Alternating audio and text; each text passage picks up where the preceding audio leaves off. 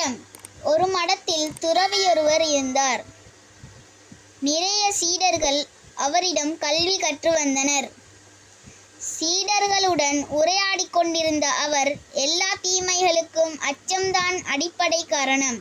அச்சத்தால் வெறுப்பு வருகிறது, பகை ஏற்படுகிறது, பேராசை உண்டாகிறது. அதனால் நாம் எந்த சூழலிலும் அச்சப்படக்கூடாது என்றார். குறுக்கிட்ட சீடர் ஒருவர், ஐயா, அச்சத்தால் பேராசை உண்டாகும் என்கிறீர்கள். இதை என்னால் ஏற்றுக்கொள்ள முடியவில்லை என்றார். அதற்கு அவர் பதில் ஏதும் சொல்லவில்லை. அன்று இரவு வழக்கம் போல துறவியும் சீடர்களும் உணவு உண்ண அமர்ந்தனர்.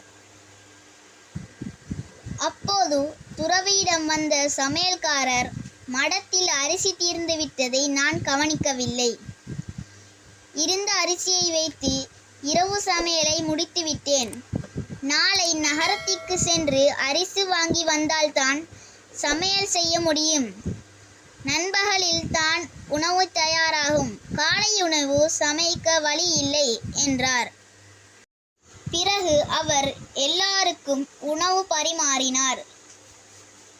துறவியும் சீடர்களும் உண்டு முடித்தனர்.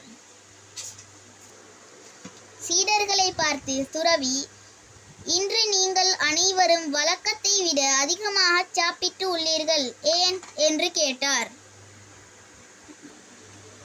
நாளை காலையில் உணவு கிடையாது என்று சமையல்காரர் சொன்னார். காலையில் பட்டினி கிடக்க வேண்டி இருக்கும். அதனால் இப்போது அதிகமாக சாப்பிட்டு விட்டோம் என்றார் சீடர்களில் ஒருவன்.